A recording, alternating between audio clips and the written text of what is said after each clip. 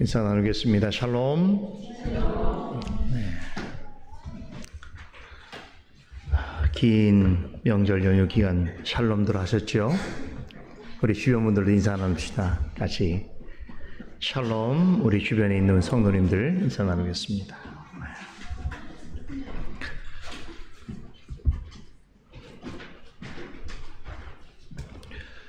네, 오늘 잠언 말씀 보겠습니다. 잠언 16장 21절로 24절 말씀입니다.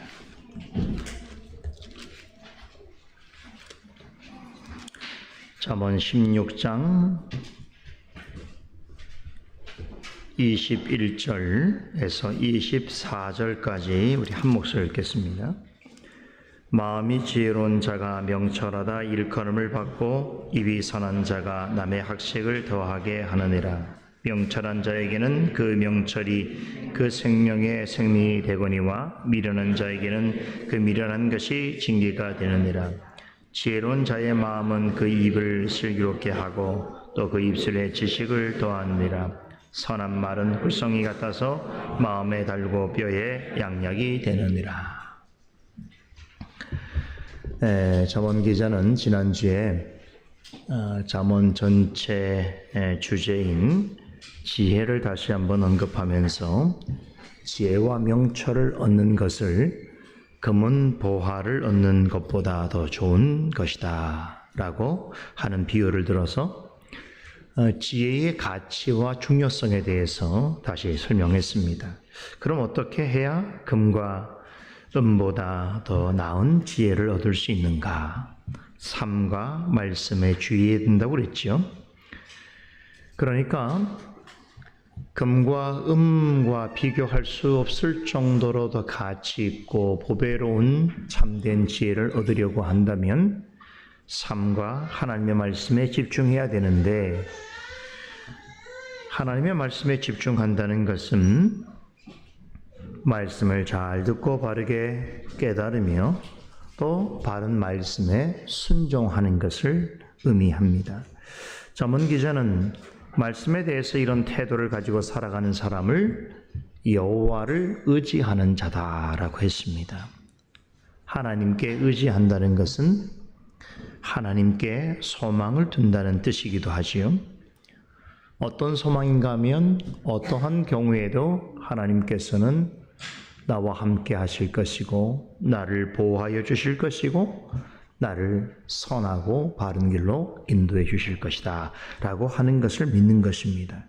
이러한 소망과 믿음을 가지고 살아가려면 또 어떻게 해야 되는가? 삶과 말씀에 주의해야 하는 것이죠.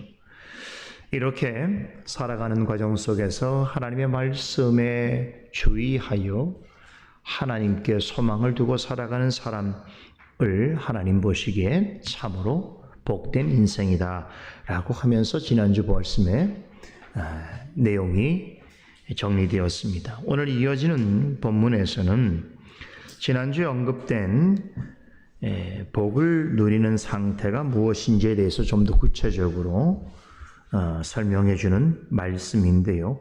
21절에 보시면 우리 다시 한번 읽어볼까요? 마음이 지혜로운 자가 명철하다 일컬음을 받고 입이 선한 자가 남의 학식을 더하게 하느니라. 자, 잠언 기자가 앞에서 하나님 앞에서 복된 인생을 마음이 지혜로운 자다라고 했는데, 자, 우리말 성경에 보면 21절은 마음이 지혜로운 자와 또 입이 선한 자 이렇게 각각의 주어가 두 문장을 이끄는 것처럼 이렇게 번역이 되어 있는데, 사실 원문 성경을 보면 전체 주어는 마음이 지혜로운 자입니다. 그리고 뒤에 나오는 표현들은 마음이 지혜로운 자에 대한 설명인데요. 그래서 먼저 살펴볼 것은 마음이 지혜로운 자를 잠언 기자가 어떻게 부르는가 보십시오. 명철한 자라고 말합니다. 여기서 명철하다는 것은 통찰력과 분별력이 있다라고 하는 뜻입니다. 이것은 사람이 머리로 생각하는 그런 지식을 의미하는 것이 아닙니다. 여러분, 우리 사람에게는 여러 가지 기관들이 있는데 지혜가 우리의 기관 중에 어디에 머물고 있을까요?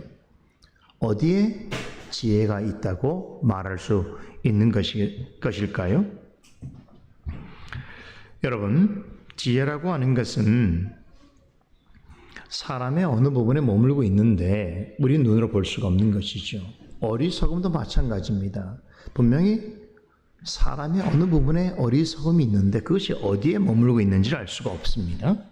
그런데 잠언서 14장 33절이죠. 우리 함께 읽어볼까요? 앞에 14장 33절 함께 읽어보겠습니다.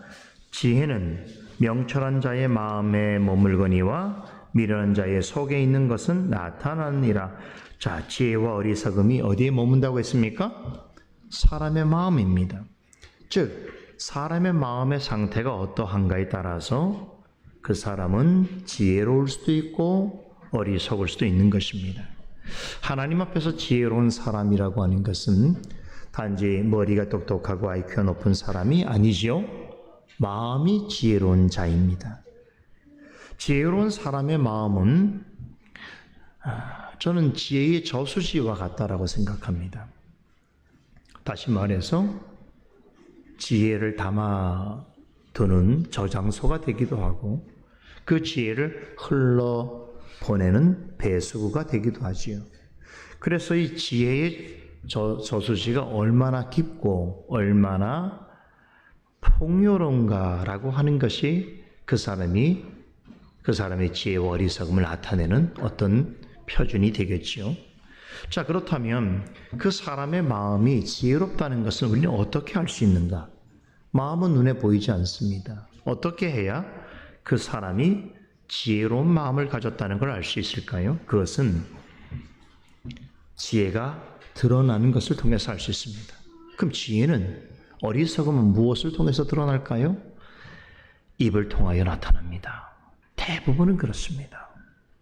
지혜로운 사람은 말로써 자신의 지혜를 드러내게 되어 있습니다. 자, 그런데 모든 말의 원천이 어디라고 그랬죠? 성경에 보면 모든 말은 마음에서 비롯됩니다. 모든 말은 마음의 강에서 흘러나오는 물과 같은 것입니다. 그래서 말의 원천이 되는 마음이 깨끗하고 지혜로운 사람은 그 생각과 말도 그럴 수밖에 없는 것이지요. 잠언 기자는 21절 하반절에서 마음이 지혜로운 것을 입이 선한 자가 남의 학식을 더한다라고 하는 비유로 설명합니다. 말하자면 마음이 지혜로운 사람은 말로서 자신의 명철함을 나타낼 뿐만 아니라 그 말을 듣는 사람에게도 유익을 끼친다라고 하는 것입니다. 본문에 입이 선한 자라고 하는 것은 우리가 쉽게 생각할 수 있는 선한 사람을 가리키는 것이 아닙니다. 의역이에요. 이것은 은혜롭고 유익한 말을 뜻합니다. 여기서 나오는 남의 학식이란 말도 다른 사람의 어떤 학문이나 지식을 가리키는 것이 아니라 좋은 교훈 혹은 선한 가르침이란 뜻입니다. 자, 이런 의미에서 보자면 입이 선한 자가 남의 학식을 더하게 한다라고 하는 말의 뜻은 이것입니다. 마음이 지혜로운 사람의 입에서 나오는 선한 교훈과 가르침은 그것을 귀담아 듣는 사람에게도 은혜와 유익을 끼친다라고 하는 것입니다.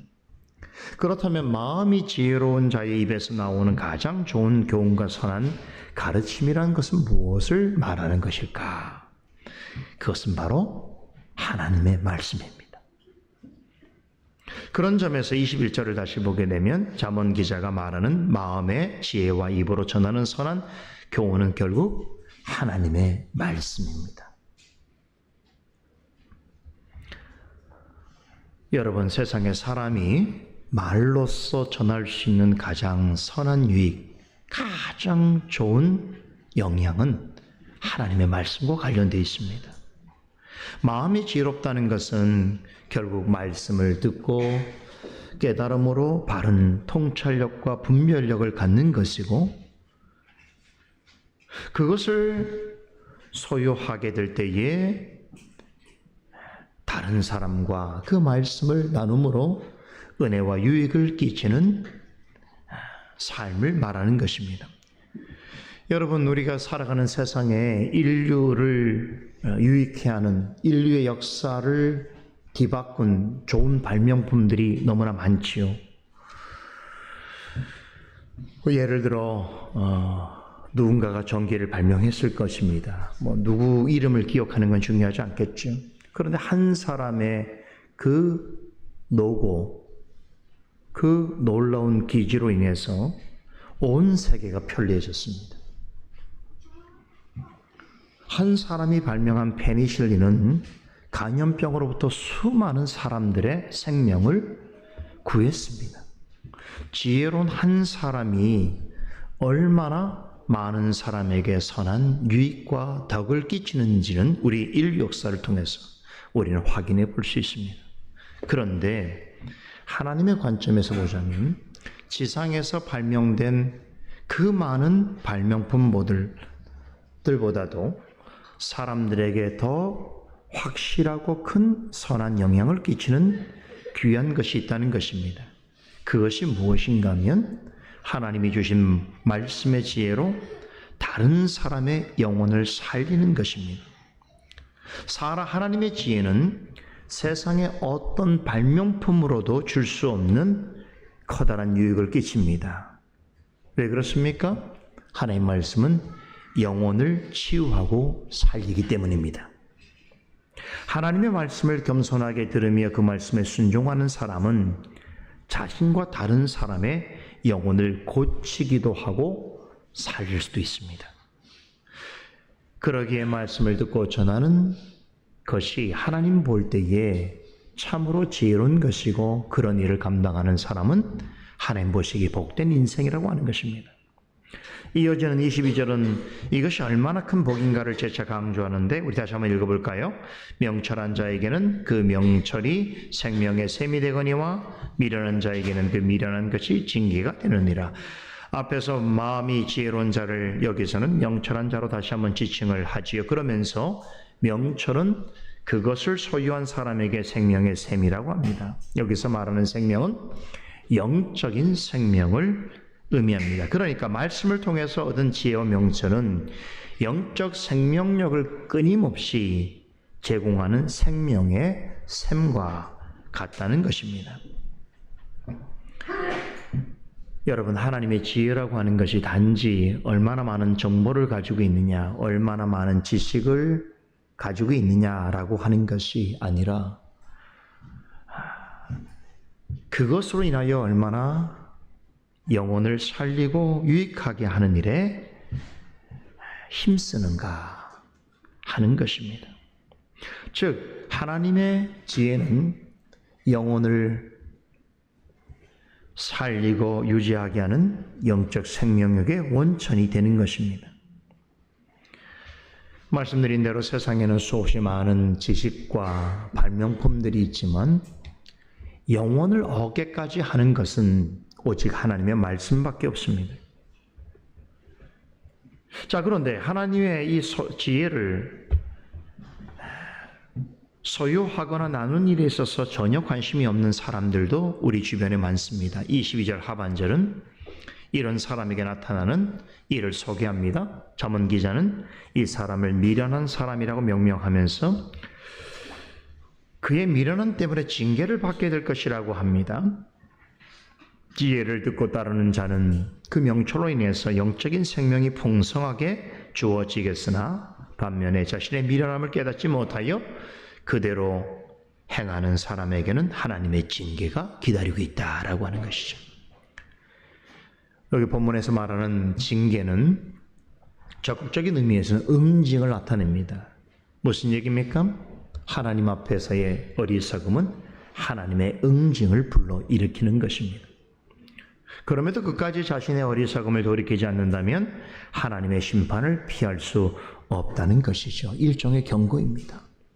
이어지는 23절을 함께 보겠습니다. 읽습니다. 지혜로운 자의 마음은 그 입을 슬기롭게 하고 또 그 입술에 지식을 더하느니라. 앞절에 살펴본 교훈을 반복해서 전하고 있지요. 그만큼 중요하다는 뜻일 텐데요. 21절에서는 마음이 지혜로운 자에 대해서 말했다면 본절에서는 지혜로운 자의 마음에 대해서 말합니다만 전하고자 하는 교훈은 거의 같습니다. 지혜로운 자의 마음은 어떤 특징이 있는가 하면 아까 말씀드렸죠. 그것을 말하는 사람을 명철한 그 명철을 드러낼 뿐만 아니라 다른 사람에게 그 명철, 그 지혜를 듣는 사람에게 유익을 끼친다는 것입니다. 참 이게 굉장히 중요한 거예요. 우리가 인생을 살면서 내가 하는 말이 다른 사람에게 어떤 영향을 끼치는가는 너무나 중요한 것이. 그죠? 하나님께서 한 생명을 천하보다 귀하게 여기신다고 했는데 우리가 전하는 말로 인해서 한 사람이 하나님 앞에 생명의 샘과 같은 영혼의 상태를 누리고 늘 하나님과 가까이 가기를 원하고 하나님께부터 구원받은 인생의 그런 고귀한 삶을 살아갈 수 있다고 한다면 아마 하늘 아래에서 큰 칭찬을 듣게 될 것입니다. 저도 개인적으로 우리 교회에서 여러분들에게 말씀을 전할 때에 밖에서 제가 말씀을 전할 때에 저는 다수를 생각하지 않습니다. 저는 정말로 제가 강서를 준비할 때, 해설을 준비할 때 어떤 마음으로 하냐면 오늘 이 말씀을 듣는 성도 한 사람이라도, 한 자녀라도 이 말씀을 통해서 선한 깨달음이 있고 선한 영향이 있기를 바라는 마음으로 전합니다. 왜냐하면 그 일이 너무나 소중하기 때문이죠. 그죠? 우리가 평생을 살아가면서 많은 사람을 만나는데 그런 사람들에게 말로써 어떤 영향을 끼치는 것은 너무나 중요한 일입니다. 사람의 생각은 다 마음에서 비롯되는 것이지요. 그리고 그 말은 그 사람의 생각을 입을 통해서 전달되어집니다. 이것은 지혜로운 자나 어리석은 자나 같습니다. 그러나 그 결과는 전혀 딴판이지요. 지혜로운 마음으로부터 입술을 통하여 나오는 지식은 어떻습니까? 듣는 사람의 영혼을 기쁘게 하고 만족해 하는 생명의 샘과 같습니다. 하지만 어리석은 자의 마음에서 나와 입을 통하여 증거되어지는 어리석은 지식이라고 하는 것은 하나님의 징계와 심판을 부릅니다. 그래서 세상에서 아무리 똑똑하고 능력 있고 또 성실하고 자타가 인정할 만큼 성공한 삶을 살아간다고 하더라도 그 사람에게 마음의 지혜가 없다면 하나님을 기쁘시게 할 수 없습니다. 그런 사람은 사람들에게는 어떻게 평가될지 모를지라도 하나님 보시기에는 어리석은 삶인 것입니다. 이제 오늘 본문의 마지막 구절을 우리 함께 읽어보겠습니다. 선한 말은 꿀송이 같아서 마음에 달고 뼈에 양약이 되느니라.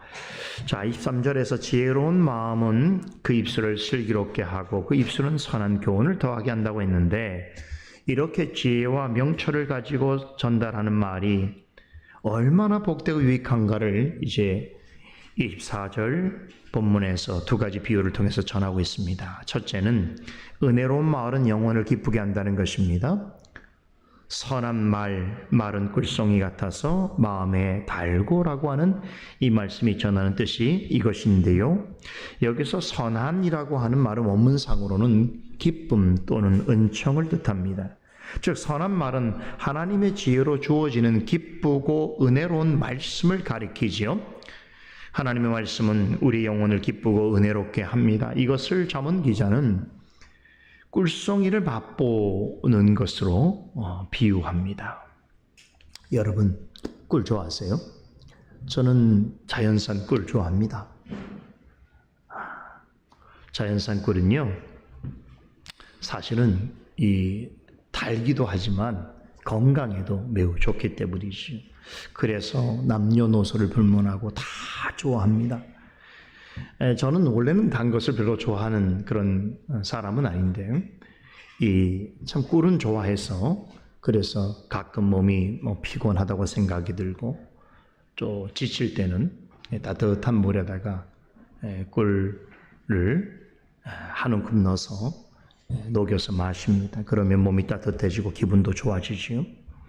자, 우리가 지금 살아가는 현재에는 워낙에 맛있는 것도 많고 또 건강식품들도 널려 있어서 뭐 꿀맛, 꿀송이라고 하면 감흥이 없습니다. 우리 자녀들은 또 경험이 없을 수도 있어요. 그죠? 대체품이 많으니까. 그런데 성경이 기록되던 시대에는요, 이 꿀송이는, 시편 기자가 말하는 꿀송이는 최고의 음식이었습니다. 이보다 좋은 음식은 없는 거죠. 천연꿀은 귀할뿐만 아니라 맛에 있어서도 그보다 더 좋은 것이 없다고 그 시대 사람들은 생각했기에 성경 기자도 여러분 종종 보면 가장 좋은 것, 가장 유익한 것, 가장 선한 것인 말씀을 꿀송이에 비유할 때가 있습니다. 두 말씀만 볼까요? 시편 19편 9절로 10절에 보면 여호와를 경외하는 도는 정결하여 영혼까지 이르고 여호와의 규례는 확실하여 다 의로우니 금 곧 많은 정금보다 더 사모할 것이며 꿀과 송꿀보다 더 달도다. 그렇게 고백합니다. 하나님의 말씀을 꿀과 송이꿀에 비교하죠. 그것보다 더 달다라고 말씀합니다. 시편 119편 103절은 주의 말씀의 맛이 내게 어찌 그리 단지요 내 입의 꿀보다 더하나이다 라고 고백합니다. 이 두 시편에서 시편 기자는 하나님의 말씀을 꿀과 꿀송이에 비유하면서 뭐라고 말합니까? 사실은 그 당시에 가장 좋은 음식인 천연꿀보다 그 꿀송이보다 말씀이 더 달다라고 말합니다. 여기서 달다라고 하는 말은 말씀을 들을 때에 깨닫고 느끼게 되는 신앙적인 정서와 태도를 묘사한 것입니다.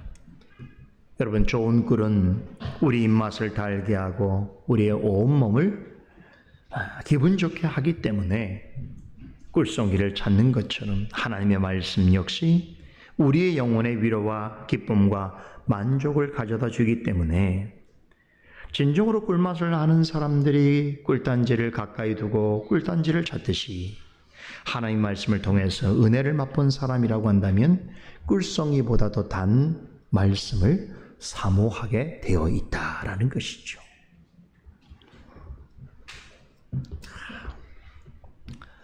벌들이 꿀을 찾아서 열심히 꽃을 찾아 날아가듯이 하나님을 믿는 사람들도 좋은 말씀이 선포되어지고 가르치는 곳으로 나오게 되어 있습니다. 이거는 하나님의 백성의 본성이에요. 본성. 자, 그런데 교회를 다닌다고 하면서도 모두가 이런 태도를 지니고 있는 것은 아니지요. 그죠? 교회를 오래 다녀도 하나님의 말씀이 꿀송이 같다라는 것을 한 번도 경험해 보지 못한 사람이 있을 것입니다. 오랜 시간 동안 말씀을 듣는 자리에 있더라도 그 말씀이 내 귀와 내 마음에 달다라고 하는 것을 생각지 못한 사람도 있습니다. 그러나 이건 제 말이 아니에요. 하나님께서 분명히 뭐라고 말씀하셨습니까? 말씀에는 맛이 있는데 그것은 꿀송이보다 더 달다고 하셨습니다. 이 말씀을 의심하겠습니까? 거짓을 할 수 있겠습니까? 다시 말하면 이 말씀의 맛을 제대로 맛본 사람은 절대로 말씀을 끊을 수가 없습니다. 아무리 생각해도 저는 세상에 많은 중독이 있는데 중독은 다 나빠요. 그런 한 가지 중독 중에 좋은 게 있어요. 그 중독은 말씀의 중독입니다. 말씀을 제대로 그 말씀이 꿀송이 같다는 것을 맛본 사람은 절대로 말씀을 끊을 수가 없어요. 좋은 말씀 듣는 것을 멀리 하기가 어렵습니다.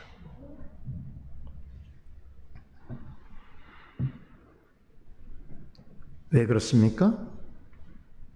말씀이 달고 오묘하기 때문에 그렇지요. 그래서 달고 오묘한 말씀이 전파되어지는 강단을 사모하는 것이고, 그런 말씀이 있는 교회를 사랑하게 되는 것입니다. 말씀이 전해질 때 간절한 마음으로 귀를 기울이고 깨닫게 해주시는 그런 교훈을 아주 즐거운 마음으로 마음에 받아 새기게 되는 것입니다. 사람마다 자기의 기분과 감정을 좋게 하는 것들이 있지요. 내가 뭘 하면 조금 감정이 업되고 기분이 좋아지는 것들이 있습니다. 아마 이번 연휴 기간에 여러분들이 각 개인마다 그런 것을 다 한 번씩 또 시도하고 경험해 볼 거라고 생각이 드는데요. 그런데 우리의 영혼을 기쁘고 만족해 하는 것은 오직 말씀밖에 없습니다. 그래서 여러분들이 뭐 세상에 좋다는 거, 맛있다는 거, 사람들이 좋아할 만한다는 거, 그렇게 사람들이 모이고 줄을 서도 찾아가서 시간을 보내고 거기에서 의미를 찾지만 여러분 돌아오는 건 다 피곤해요. 그죠? 네. 집보다 좋은 곳은 없어요. 그죠?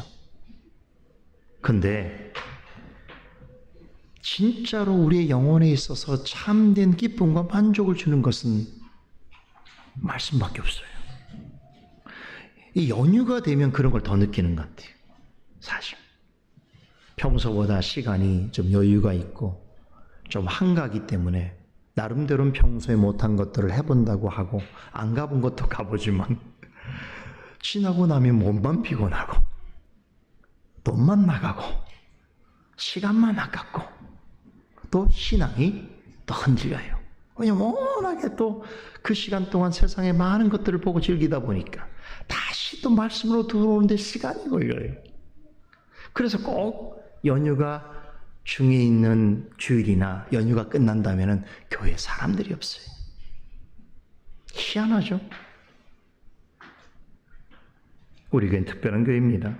몇 사람 안 빠졌어요?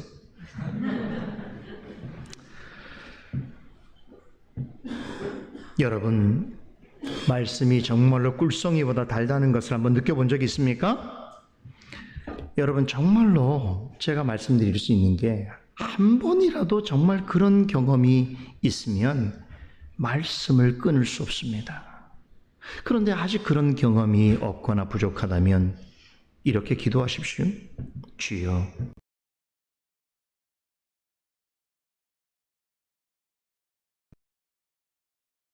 내 입의 꿀보다 더하나이다라고 고백한 시편 기자의 고백이 나의 고백이 되게 해 주옵소서라고 기도해야 됩니다. 그리고 말씀이 꿀송이보다도 달다고 하신 하나님의 약속을 믿고 말씀을 듣고 깨닫는 자리를 사모하여 나와야 합니다. 그리고 말씀을 들을 때에 삶과 주의해서 들어야 합니다. 그러면 반드시 말씀이 정말로 꿀송이보다도 달고 오묘한 맛을 지니고 있다는 것을 알게 될 것입니다. 그 맛을 보면 누가 뭐라 해도 말씀에 가까이 나아가는 삶을 살게 될 것이고, 그로 인해 항상 말씀이 주는 풍성한 은혜를 누리며 살아가게 될 것입니다. 둘째로 하나님께서 주시는 지혜를 받아서 하는 말은 영혼을 치료합니다. 본문 24절 하반절에 뼈에 양약이 되느니라 라고 하는 이 표현에 의미하는 바가 이것인데, 뼈에 양약이 된다라고 하는 말은 무슨 뜻인지 아세요? 뼈에 양약이 된다. 사람의 가장 깊은 곳까지 치유한다, 이런 뜻입니다. 자, 그렇다면 사람의 가장 깊은 곳이 어딜까요? 네, 뼈라고 생각하기도 하지요. 그러나 이 말씀은 비유입니다. 바로 우리의 영혼에 관하였습니다. 사람이 몸이 다치고 병들면 의사가 처방해 주는 약을 먹으면 낫습니다. 하지만 아무리 기가 막히게 효능이 좋은 약이라고 하더라도 고칠 수 없는 것이 있습니다. 그게 뭘까요? 사람의 가장 깊은 곳에 있는 영혼은 고칠 수가 없습니다. 병들고 죽어가는 영혼은 사람이 만든 약으로는 치유할 수가 없습니다. 살릴 수 없습니다. 그런데 잠언 기자는 영혼을 고치는 양약이 있다고 합니다. 그게 뭡니까? 바로 하나님께서 전해주시는 지혜의 말씀입니다. 사람 입에서 나오는 말들은 아무리 듣는 사람의 마음을 기쁘게 하고 안정을 주는 것이라도 죄로 인해 병든 영혼은 고칠 수 없습니다. 오직 하나님의 말씀만이 죄로 병든 영혼을 고치고 살릴 수 있습니다. 그 때문에 히브리서 4장 12절에서는 하나님의 말씀은 살았고 운동력이 있어 좌우의 날선 어떤 검보다도 예리하여 혼과 영과 및 관절과 골수를 찔러 쪼개기까지 하느니라 라고 말씀하셨습니다. 하나님 말씀이 어디까지 여러분 찔러 쪼갠다고요? 그 사람의 영혼과 관절과 골수와 같은 가장 깊은 부분까지 찔러 쪼갭니다. 그뿐이 아니지요. 하나님 말씀은 죄에 물든 사람의 영혼을 고치고 살 뿐 아니라 영혼을 위로하고 자라게 하며 바른 길로 인도합니다. 바로 그런 이유 때문에 성령께서 디모데 사도 바울을 통해서 디모데에게 항상 뭐라고 얘기했습니까? 너는 때를 얻든지 못 얻든지 항상 말씀을 전파하고 언제나 말씀을 읽고 검련하고 가르치고 또한 배우고 확신한 일에 거하라 라고 강조했습니다. 그렇다면 우리는 어떻게 해야 하는가? 오늘 답이 나왔죠? 하나님의 지혜의 말씀을 기울여 듣고 배우고 깨닫고 순종해야 됩니다. 하나님의 말씀을 사모하여 그 말씀으로 주시는 생명의 은혜를 풍성히 받아 누려야 하는 것입니다. 그런 사람이야말로 하나님 앞에서 마음이 지혜로운 자요 또한 하나님이 기쁘시게 보시는 인생인 줄 믿으시기 바랍니다. 기도하겠습니다. 거룩하신 하나님, 은혜를 감사합니다. 오늘도 주님 앞에 우리가 마땅히 행해야 할 본분이 무엇인 줄 알고 또 주의 전을 찾았나이다. 오늘도 전문 말씀을 통해서 우리에게 전해 주시는 교훈을 저희가 마음에 받고 새기길 원하오니 늘 꿀송이보다 더 달고 오묘한 하나님의 말씀을 우리에게 주실 때에 우리가 그것을 통하여서 참으로 영혼의 생명의 부요함과 풍성함을 맛보아 누릴 수 있도록 인도하여 주시옵소서. 오늘 거룩한 주님의 날이 그러한 복된 날이 되게 하여 주시옵소서. 예수 그리스도 이름으로 기도드리옵나이다.